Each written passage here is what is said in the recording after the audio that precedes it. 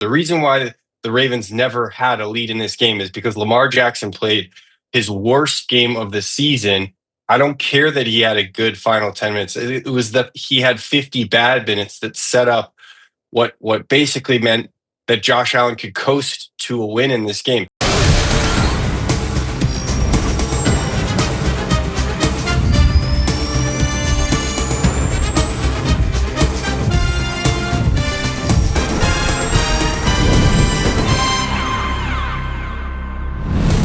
Welcome to the NFL on Fox podcast, presented by Verizon. The NFL powered by Verizon 5G.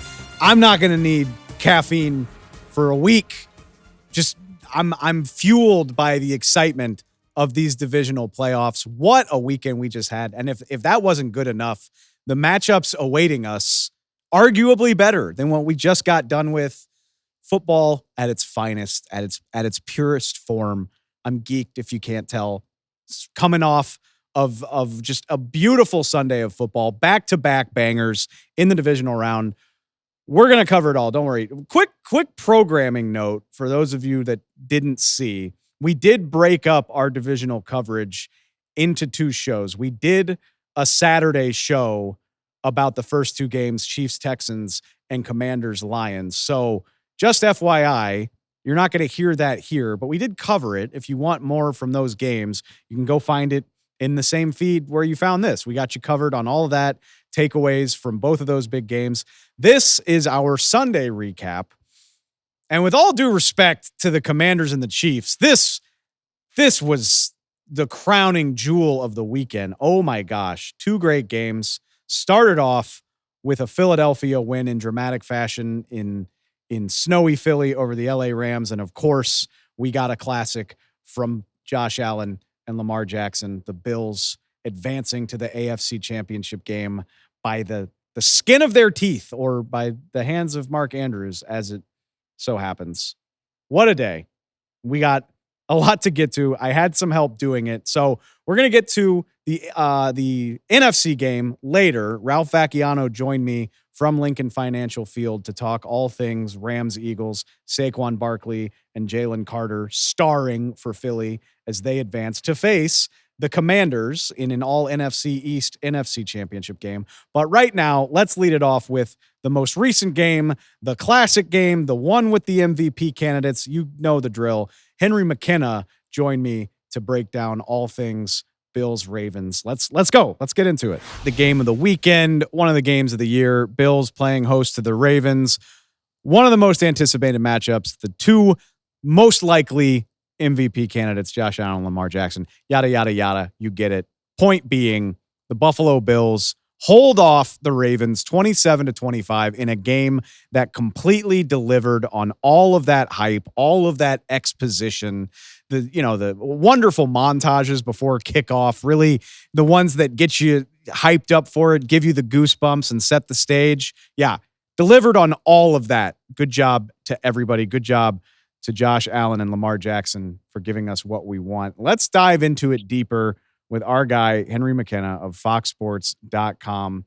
And Henry, here is where I'm at as we digest this very narrow win for the Bills, very devastating defeat for the Ravens. And let's get into that, because I'm telling you, man, there's no way I thought we would produce a game where the shortcomings of a quarterback were not the dominant topic of conversation. But I think we dodged that. Even in a game where Lamar Jackson had 2 turnovers in the first half, I think Mark Andrews' drop there at the end, combined with his fumble midway through the fourth quarter, I mean, it's got to be the worst quarter of football in Mark Andrews' entire life. I think that should be the predominant talking point, and it can hopefully spare us from litigating the legacies of these quarterbacks, because I thought, even with Lamar's turnovers, I thought both of these guys played really well on Sunday night. I thought they gave a great accounting for themselves. That was not so much my read on this one. Shocking that you and I don't agree. Shocking. Yeah, business as usual. I didn't like the way Lamar played. I hate to fall into what I think is actually a trite and cliched narrative, which is that playoff Lamar can't show up. Look, we saw in the fourth quarter that he can show up. And then ultimately that Mark Andrews drop killed what was an impressive drive. But guess what? He left time on the clock. There was enough time for Josh Allen, if need be, to lead that Bills offense to a field goal drive. That was all they needed at that point to chip it and finish the game. And worst that happens is probably that they would miss and that they would go into overtime. But I think ultimately we are sort of overstating the value lost in that drop from Mark Andrews on that 2-pointer. The reason why the Ravens never had the lead in this game was not because Mark Andrews dropped the ball. In fact, all that would have done would be to tie the game, to give a 2-minute drive to Buffalo. No, the reason why the Ravens never had a lead in this game is because Lamar Jackson played his worst game of the season. I don't care that he had a good final 10 minutes. It was that he had 50 bad minutes that set up what basically meant that Josh Allen could coast to a win in this game. Josh Allen's EPA in this game was 3.2. That is a massively pedestrian game for a guy who is capable of putting up an expected points added of as many as like 20 points, right? He can go nuts. That is why he's in the running for MVP, even in a year where Lamar scores 40 touchdowns, just passing. So, look, I didn't like how Lamar played. I thought the 2 turnovers were bad. I thought a delay of game on 3rd down was a mental error that he should not be making. And then I thought that the Ravens had to rely on Derrick Henry to get Baltimore back into this game. They couldn't rely on their quarterback to do it in that 3rd quarter. So, yeah, I hate to fall into the narrative that you wanted to avoid, but that's just the way I see it, my man. You make a compelling point, and I mean, we'll get into that because I think the story of the game, I guess, in totality, the story of the game is, I think, that the Bills just let the Ravens make all the mistakes. I like the Bills. It looked like they knew that there was going to be bad weather, not like a blizzard or anything, but there was snow in this game. There was snow on the ground. The ball was slick. If I had to guess, that contributed to several of the turnovers as well as Mark Andrews' drop. Not to give excuses, but just to give context. It looked like the Bills were aware of all of that. And unless they needed to, they were content to unless they needed to throw, they were content to put the ball on the ground, let James Cook and those guys do the vast majority of the work and just not make mistakes. I mean, you win the turnover battle 3-0.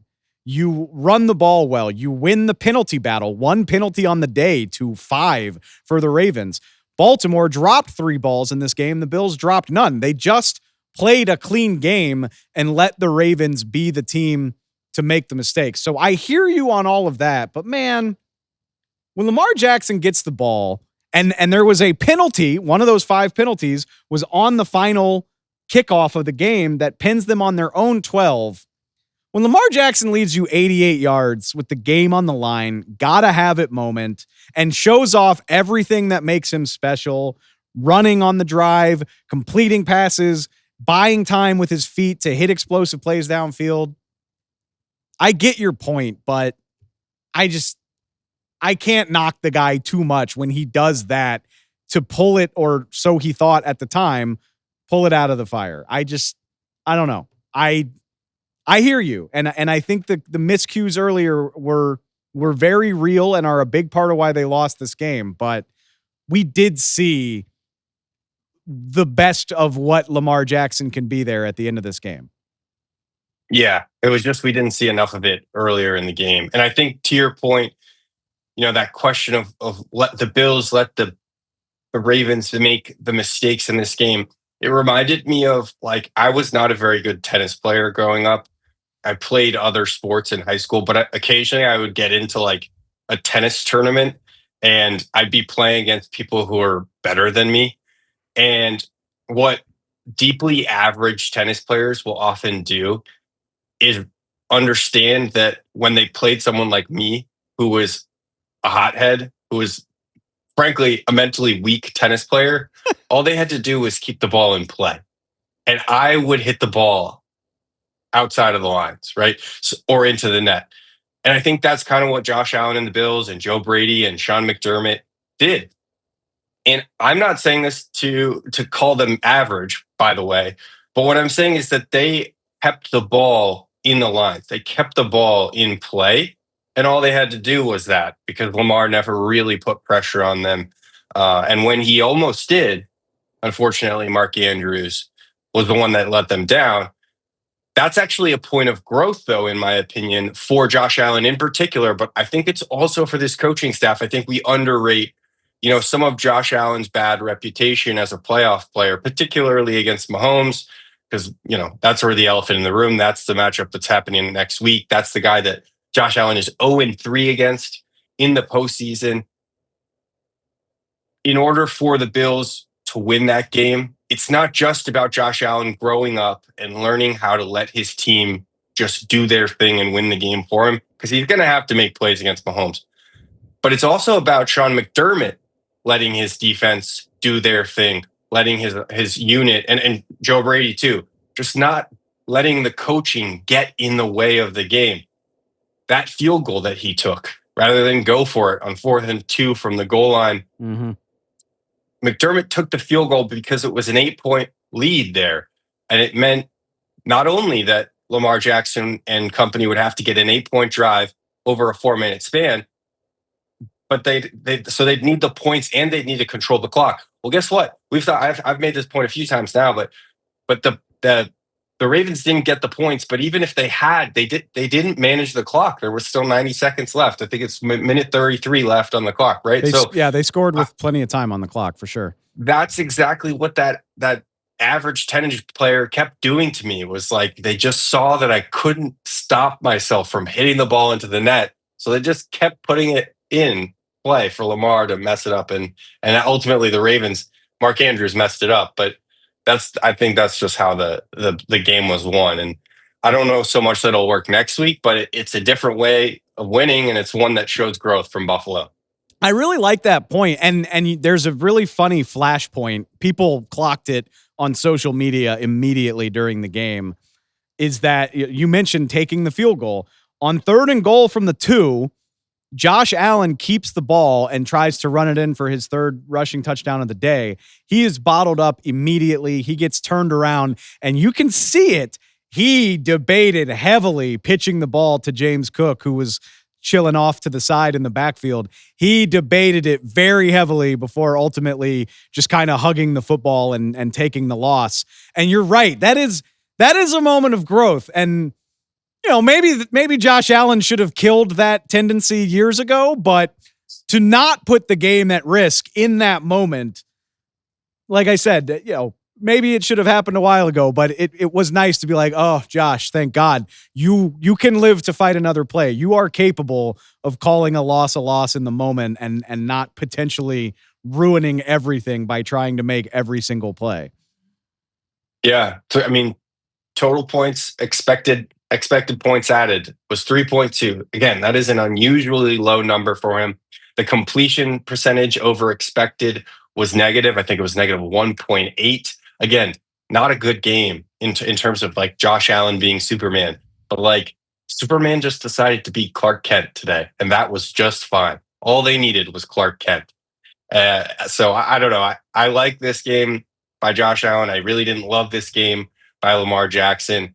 Ultimately, I think the Bills are better for it. And I am so, it goes against everything that I believe about football in general, but I really think that they can win in Kansas City next week.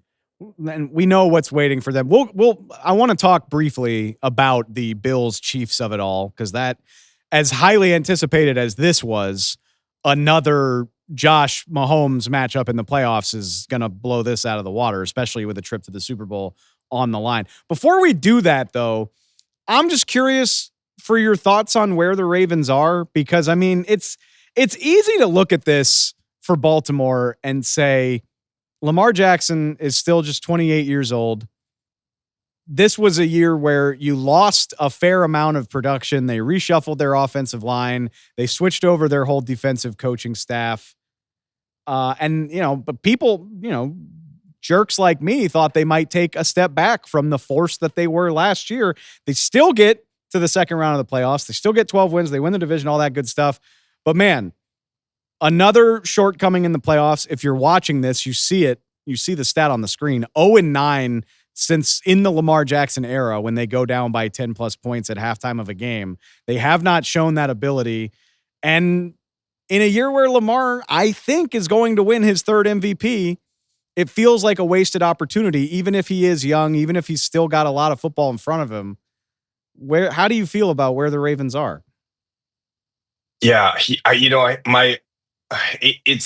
this is also like a seemingly cliched piece of feedback for the Ravens, but I wonder if they're really just like a wide receiver one away. Like, imagine if they could somehow, but they can't. Let's be clear. But if they could somehow land T. Higgins this offseason, right? Like, obviously, the Bengals are never going to trade Ravens, one of their top receivers. Well, he is a free agent, though. That might be out of their control.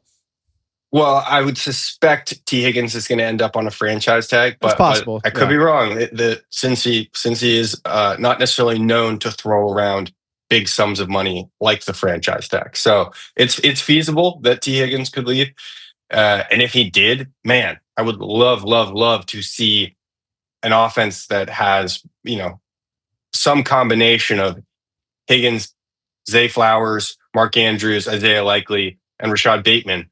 But ultimately, maybe they look to the draft where there's a number of receivers, on the back end of the first round or the middle of the second, that can provide, that perimeter threat, and then explore the trade market.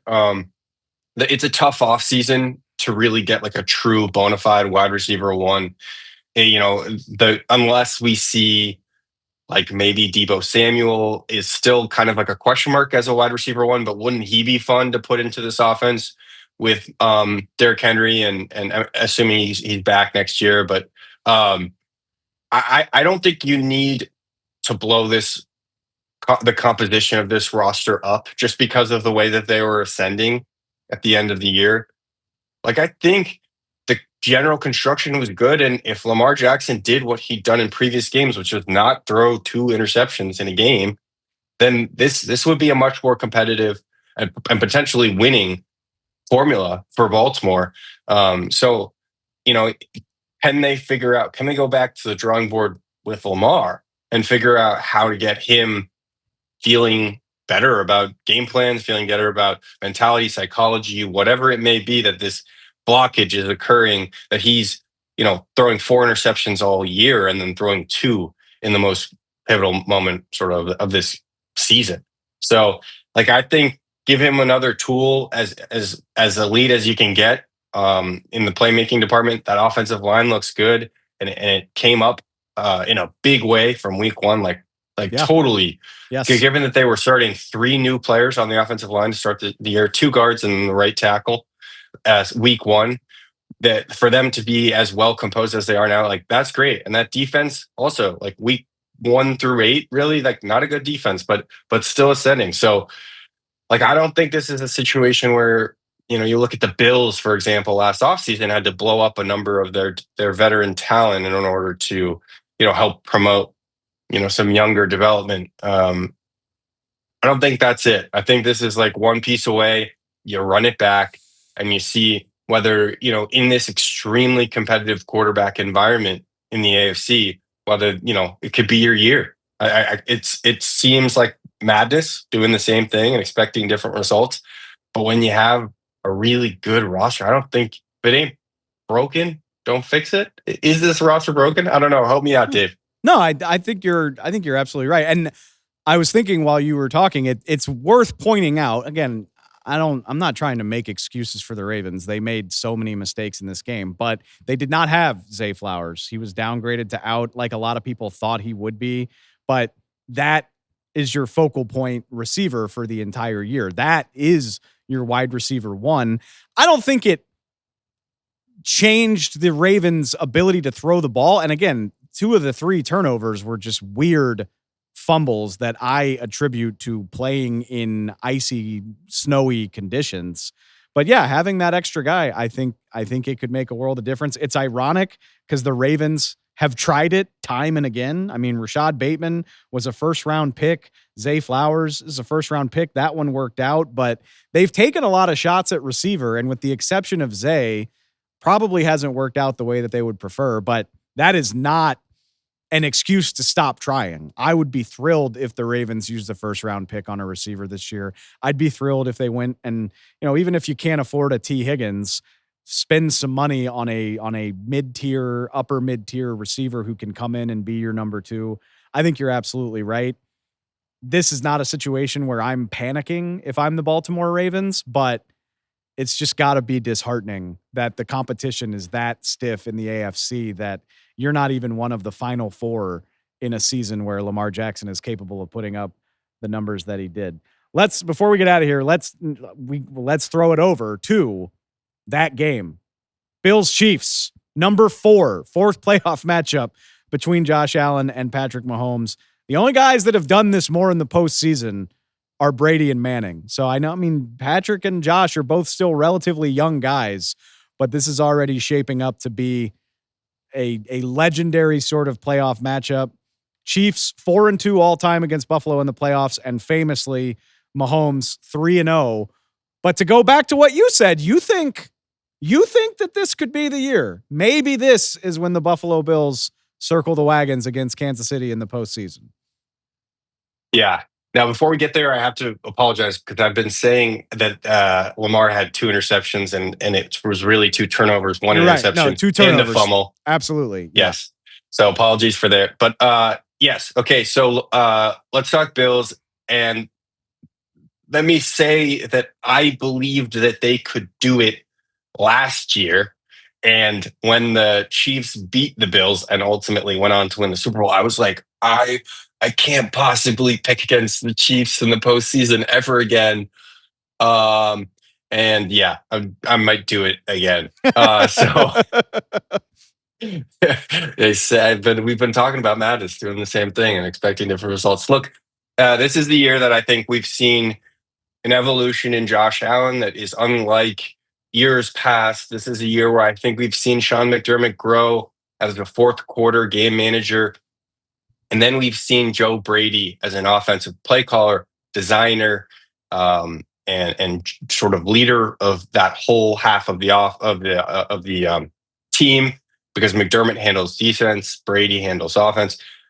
This whole group, this core of leadership, has grown substantially over this year, and so I think we saw, we got a teaser of it earlier this year where the Bills handily beat the Chiefs by the standards of the Chiefs, who are sort of like the cardiac kids. I think that they can do it again. The Bills, I think they can use the exact same, recipe that they did today. But unlike today, where we saw Lamar only step into sort of MVP mode at the very end, we're going to see Patrick Mahomes step into MVP mode for basically all 60 minutes. And that means that Josh Allen is going to have to do the transcendent Josh Allen thing. The difference, I think, will be in those final 4 minutes. Can Josh Allen, Sean McDermott, and Joe Brady work together to make sure that they don't lose the game? Because anytime you open up the window where rather than playing to win and not playing not to lose, that's where it starts to open up that sliver of a crack of a door. And it's like that Big Bird meme where it just blows the door down. That's what Andy Reid and Patrick Mahomes have done to literally everyone for the last 3 years. I think this is the year where Josh Allen and company, they manage those last 4 minutes better than they've ever done it. And they booked themselves a ticket to the Super Bowl. I said at the beginning of the year, I said Josh Allen would win MVP. I said Josh Allen would beat the Lions in the Super Bowl.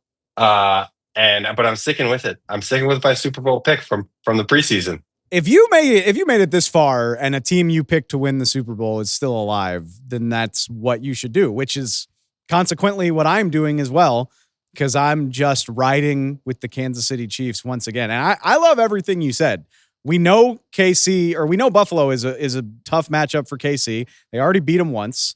These games always come down to the wire. It's not crazy to think Buffalo can finally do it.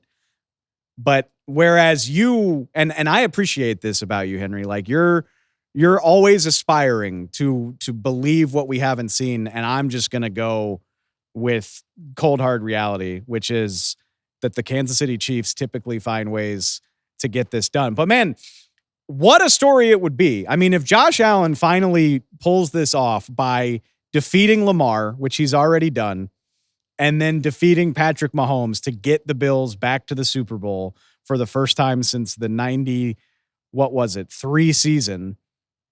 That it's incredible. It reminds me of the 2011 Mavericks where Dirk Nowitzki beat the Lakers, the Kevin Durant, Russell Westbrook Thunder, and the LeBron, D Wade, Chris Bosh Heat all in a row to win a championship. I mean, any championship is great, but when you can slay so many dragons on your way to doing it, that's the stuff of legend. So that's what we're all hyped about for next weekend, right? I mean, the dynastic Kansas City Chiefs against the Bills, who have been so close so many times.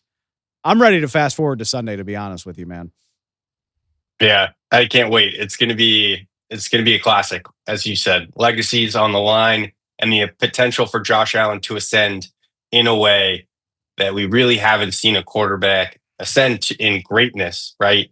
The degree of difficulty of this could quickly put him in the conversation as one of the great dual threats, and maybe one of the best ever dual threats that the NFL has ever seen, if he gets a Super Bowl. It's the beauty of the playoffs is he just got past Lamar, who's probably, if I had to guess, probably going to edge him out for MVP. And now we're putting the expectations right back on because it's all about knocking off the king, who is still, as of right now, Kansas City. I can't wait. We got so much more to say about this game, and we can do that later on this week. But for the time being, Henry, I appreciate it, man. Looking forward to it. I'll talk to you soon. Yep. Appreciate you. Have a good night. Bills Ravens got much of the hype for divisional weekend, and rightfully so, but the first Sunday game was an all-time classic. I don't think that's hyperbole. It was thrilling, came down to the wire. The snow in Philadelphia provided a very memorable backdrop as the Eagles hold on to defeat the LA Rams 28-22, a game that with 5 minutes left looked decided and was very much not. Just a very fun afternoon, and it is the Eagles who advance to the NFC Championship, where they will meet their NFC East rivals, the Washington Commanders, an all NFC East NFC title game, I believe for the first time since the late 80s. Washington traveling to the Link. And speaking of the Link, our guy, Ralph Vacchiano, was on hand at Lincoln Financial Field in Philadelphia to watch this. Ralph, thanks for taking the time, man. How you doing? I'm doing good. How are you? I'm phenomenal, especially, I mean, this is why you say divisional round football is so good. I mean, I was on the edge of my seat for the entire final 4 or 5 minutes of this game. And look, Ralph, I got my notes right here. I got about 1,000 Saquon Barkley stats, and we can definitely talk about how much he's meant to this team and this game. But I feel like in the wake of what happened at the end of this game, we got to give some credit to Jalen Carter and this Philadelphia defense for, we know they've been good throughout the second half of the season, but this really felt like the Eagles defense and specifically Jalen Carter put their stamp on this season, the way they were able to get that turnover on downs at the end of the game. No question. I mean, he is a big time player. He's not, a guy who's going to right now is not the defensive player of the year, but he's still young. He's on his way to being in that category, I think, in future years. And it's partly because he can step up in these big moments. It's like he just gets better. So, some players, we'll talk about Saquon Barkley, some players just get better in these big moments. And obviously he's got the huge sack on third down with the Rams sitting there at the 13-yard line and threatening to get the touchdown that would have given them the win. But earlier than that, after the Eagles had given up a safety, he forced a fumble that stopped the Rams' momentum. He was just all over Matthew Stafford in this game constantly. So, this Eagles defense was ranked number one, and they like telling you that in the locker room. They want to remind people that this isn't a Jalen Hurts, Saquon Barkley team only. This defense is for real. Once it clicked in under Vic Fangio, probably about week 5 or week 6, it has just been basically lights out most of the season, opportunistic. They're great in the big moments, and it's because of players like Jalen Carter who just come through when it matters the most. And, when it looked like the Eagles offense wasn't quite going to pull this out, they made sure they were the ones who helped pull it out. 5 tackles, 5 pressures, 3 quarterback hits, 2 sacks, including the one that really put the Rams behind the 8 ball, a forced fumble of Kyron Williams. That's all Jalen Carter. Just an incredible day from him. But I'm glad you mentioned that because Carter was incredible. I think he's the player of the game on defense anyway. We'll get to Saquon, obviously. But there were so many contributions from newcomers and veteran players alike. I mean, I think Darius Slay has quietly had a really strong postseason. Nolan Smith also got a strip in this game. He stripped Matthew Stafford coming around right tackle in the fourth quarter, in the second half anyway. You got Zach Bond, the newcomer, making big plays. Chauncey Gardner-Johnson, who dipped out for a year and then came back. He's making plays. I love the way that, the old heads are doing their thing and these young draft picks they seem to be growing together. It's a very fun dynamic, all the different ways the Eagles are getting plays on defense.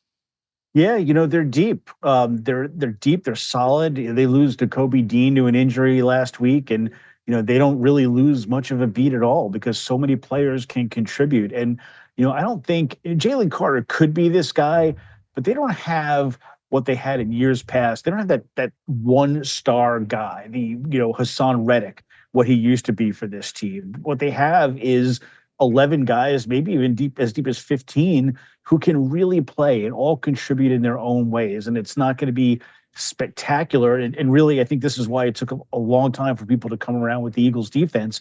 They weren't doing spectacular things. They struggled earlier in the season, for those first 3 or 4 weeks. And, then about halfway through the season, you look up, it's like, holy cow, they are playing really well.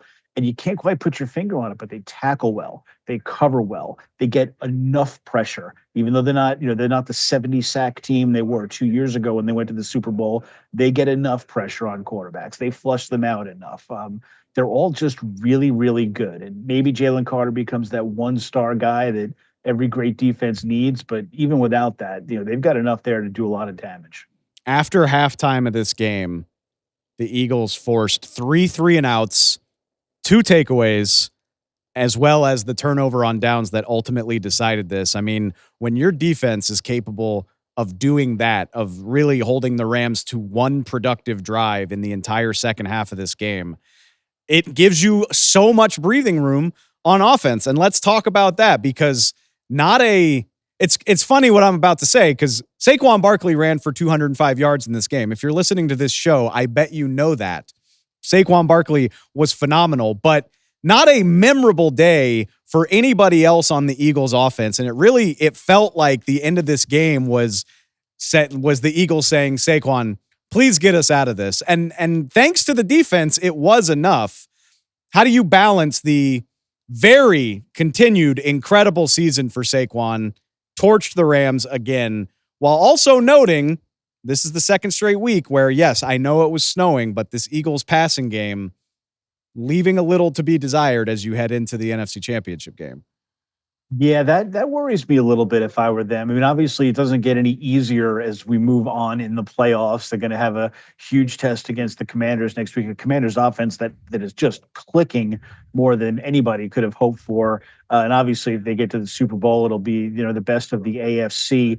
They probably will need more than Saquon Barkley. And you might want to say, let's dismiss this game because of the snow, but there was last week too. And before that, Jalen Hurts was out for a few weeks. So what he's looked like is a guy that's a little out of sync.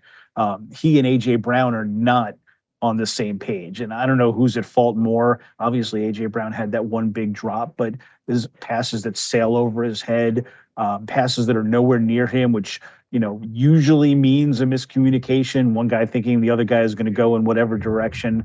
And that's his number one receiver. And that passing game right now is just not good at all. And they're going to need that against the Washington Commanders. They will need that should they get to the Super Bowl. They're lucky that they've got a running back like Saquon Barkley who can do what he does and, take the pounding and carry them and, as so many of them talked about in the locker room after the game, will come up with those big plays exactly when they need it. When the offense looks like it might start to struggle a little bit in the first quarter, all of a sudden he breaks through for a 62-yarder. At the end of the game, when they really need to put the game away, he comes up with a 78-yard touchdown. Always with the big play, whether it's in the passing game or a key run. But the better teams, the better defenses are going to realize that, hey, this right now is all they have. They'll find a way to not shut him down, not stop him, but certainly limit the damage and put the ball in the game in Jalen Hurts' hand. And right now, based on the last 2 weeks, you have to wonder if he's capable of doing that if Barkley has an off game, whatever that means for him. The irony is, this looked like it was going to start out as a real breakout day for Jalen Hurts. Longest run of his career on the first possession of the game, scores a 44-yard touchdown.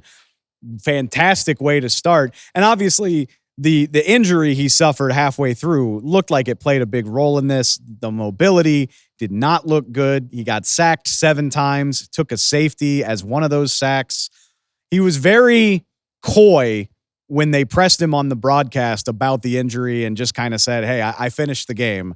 Did he say anything else afterward in the postgame? I'm guessing he didn't give y'all much to work with, but that's obviously going to be something we have to monitor. Yeah, all he said was he'll play next week, which isn't a surprise because he did go back into the game, which is what Nick Sirianni said. He went back in the game. That's all I've got for you. How concerning is it?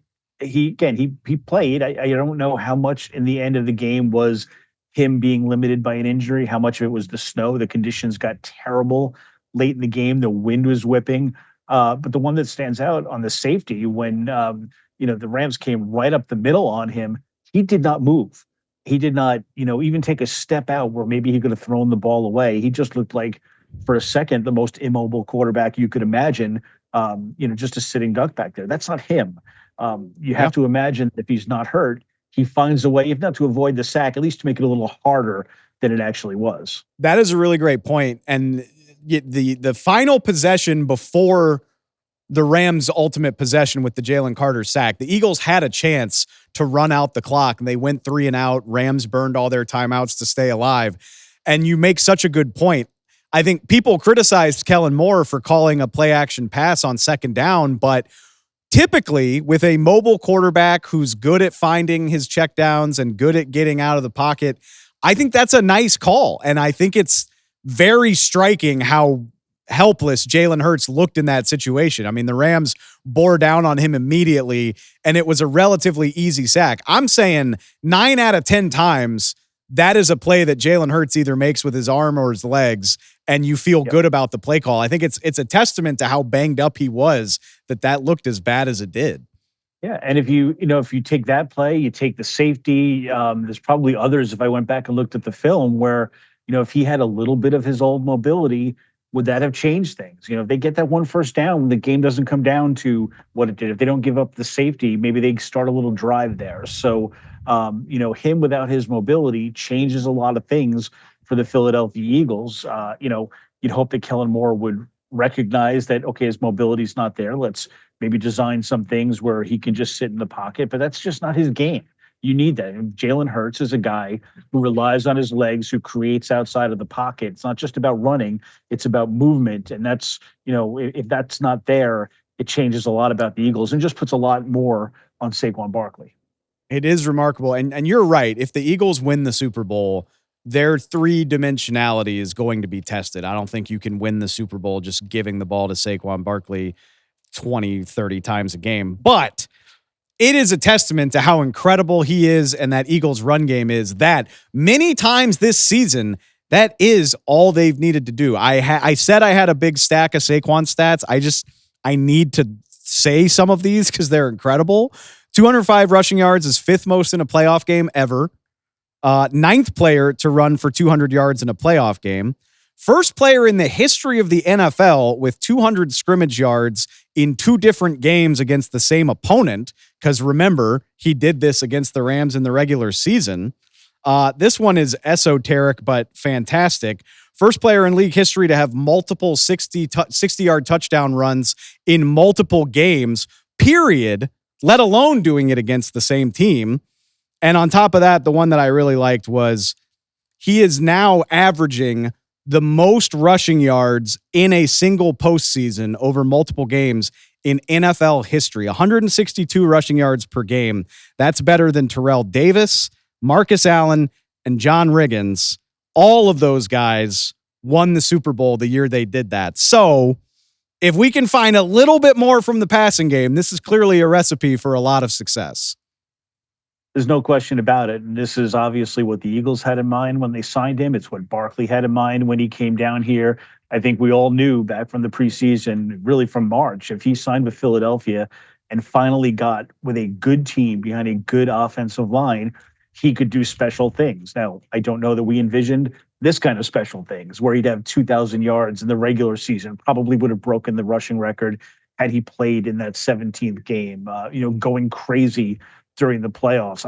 Given the amount of carries he's had, I don't know that I would have predicted he would have even lasted this long. But, credit to the Eagles and they're, early in the season, they were starting to get away from him a little bit. I don't know if you remember that, I think it was the bye week where the offensive lineman went to Nick Sirianni and Kellen Moore and said, what are we doing? We got to run the ball. We got to build everything around this guy. He's a special player. And they have embraced that, and they rely on him, and they lean on him in ways that the Giants never did during his time. Even in the playoff years, I actually was surprised when I looked this up. The Giants had 2 playoff games in his career there. And I looked back just to see how he did. He had a total of 18 carries in those 2 games, and one of them was a win, which tells you that they just were not building their offense around him. It was, Daniel Jones that was carrying them. This Eagles team is built around Saquon Barkley, and he is rising to that occasion every time. They say, we need you to do this. He finds a way to be great. And it's an incredible story. He's not going to be the MVP. I think you can make a really good case for him, but this is as close to an MVP year, I think, as any running back can have in the current passing era of the NFL. I knew he was a good player, and I knew that he would be good on an offense with that much talent, but I severely underestimated what a difference it could make. The dialogue about how much running backs matter. I think it's, we've lost the plot a little bit, and this season was a phenomenal reminder. And that's, we can have all those conversations about positional value. I think a lot of that stuff holds true. But when you put a talent like this on a team that was already Super Bowl capable, the results are absolutely incredible. And I think teams are going to be looking for ways to replicate that after seeing what Saquon Barkley has done for the Eagles. So with all of that out of the way, and I know we got all week to marinate on this, I get it, but it's a unique opportunity with you specifically, Ralph, because this is the NFC East, NFC Championship game. So we want to take a quick preview look at the NFC Championship game. It's presented by Intuit QuickBooks, your way to money. And I'll throw it out to you, man, because I think you've helped me preview both of the Eagles Commanders games. They split the season series. When you look at this, when you look at what Washington did in Detroit on Saturday night, what's your first impression for this matchup on Sunday? My first impression is the Washington Commanders are playing like they believe they're a team of destiny. They have nothing to lose. They know, as everybody else does, that this was supposed to be a building block season. This was the start of their process, not their arrival. But they're here and they're playing great. And I know the Lions have injury problems on defense, but the Lions are a pretty good team, and they beat them, and their offense had no trouble with them at all. So I look at this Commanders team, and I could break down some flaws and give you reasons why the Eagles should win this game going away, but I wouldn't bet on that because these Commanders are just on a special run. Sometimes that happens and you can't completely explain it, but Jaden Daniels has been remarkable. The team is so solid. Defense, offensive line, the running game. My goodness, whether it's Robinson or Austin Eckler or whoever, they just keep finding ways to win. So that's my first impression, that, forget all the stats and things we're going to dig up over the next week and just focus on how special the Commanders are playing. And if you want to focus on the matchups and the numbers, the one that would worry me the most is they were the 3rd worst rushing defense in the NFL for the regular season. And when the Eagles played against them, I think Saquon Barkley had 296 or 97 yards in the 2 games. And now he's hotter than he was then. So, obviously Barkley against that defense is the matchup you're going to watch, but I can't count the Commanders out. We'll hear all week about how no rookie quarterback has ever led their team to a Super Bowl before, but you've seen Jaden Daniels. You can't tell me he can't do it. He's playing that well. It's crazy because I'm sure Eagles fans are going to point out many times over the next few days that they lost Jalen Hurts in the first quarter of that game they lost to Washington. I don't think the Commanders give a damn about that. Just from the idea of it was Jaden Daniels against Philly's defense at the end, and he led them down the field for the win. I think that resonates with a team. And then obviously what the guy has done in the playoffs. I mean, when you see him walk into Ford Field and play like a 10-year veteran with everything that's on the line, I do think that has like a mental effect on a team. And I think they are going to have absolute confidence that he can deliver in this moment. Now, I'm 100% with you on the other side of this. I bet the Lions really regret that Jahmyr Gibbs only touched the ball 14 times on Saturday night, and Detroit still finished with 200 rushing yards. I bet you Kellen Moore and Nick Sirianni are going to resolve not to make the same mistake with Saquon Barkley. You would think so. It's got to be, especially with Jalen Hurts struggling, it's got to be a Saquon Barkley game for them. It does not take a longtime NFL coach to look at the stats and see where the vulnerability is. So I would think they're going to ride him. I think they know that they're capable of doing great things if they just follow his lead. Even if Jalen Hurts has an off day, maybe this is the game where one hot running back can carry them a long way. I think they probably will need more, but it seems obvious that you want to give him the ball. You want to keep, if nothing else, that also grinds the clock and he keeps the ball out of Jaden Daniels' hands. So it's all the more reason why Saquon Barkley should be the focus for the Eagles, and we'll see if the Commanders have the ability to stop him. They certainly didn't show that in the first two games. The rushing defense didn't show it much during the season. So I would imagine that's the Eagles' top priority to try and exploit. I can't say I saw this coming at the start of the season, but I am so excited for it. A division rivalry in the NFC title game. And I've said a million times this season, I don't remember the days of the Commanders being a threat to reach the Super Bowl. And so this will be a very fun moment for that franchise, a franchise with plenty of history. We forgot about it for a long time, but it's cool to see them adding this chapter into it after such a downtrodden period under Daniel Snyder. So the vibes are good. The matchup looks good. I'm looking forward to it. I'm sure we will talk about it later on. Ralph, I appreciate it, man. Thank you so much. I'll talk to you soon. My pleasure, Dave. Take care.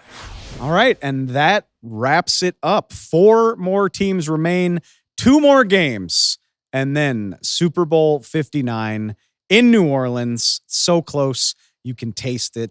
If you're one of these 4 fan bases, you can dream about it. It feels tangible. It's right there. I cannot wait. One more weekend until we have our Super Bowl matchup, and we've got you covered. Don't worry. As always, we're not going anywhere. We'll be back Tuesday. Actually, got another show for you, talking more about these conference championship games, and we're going to check in with Jay Glazer. Plenty of news and updates coming out of the weekend pertaining to the games, pertaining to coaching searches. Cannot wait to see what Jay's got in store for us. Looking forward to that. So come find us in the feed, Spotify, Apple Podcasts. Tuesday, we got you covered. We'll have conference championship previews. We got it all. Come find us. We'll talk to you soon. I appreciate it so much. Thanks, y'all. And yeah, I think I already said it, but I'll talk to you soon.